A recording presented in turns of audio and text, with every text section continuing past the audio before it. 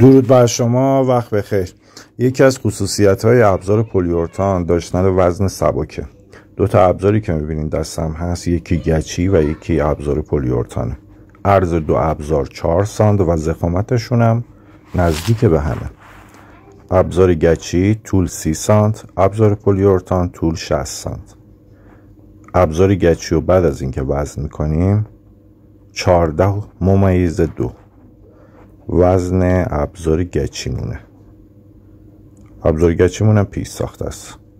اینم ابزار پلیورتانه، طول 60 سانت، 6.7 از نصف کمتر. طولشون هم ببینید از نزدیک طول پلیورتان از گچ بیشتره.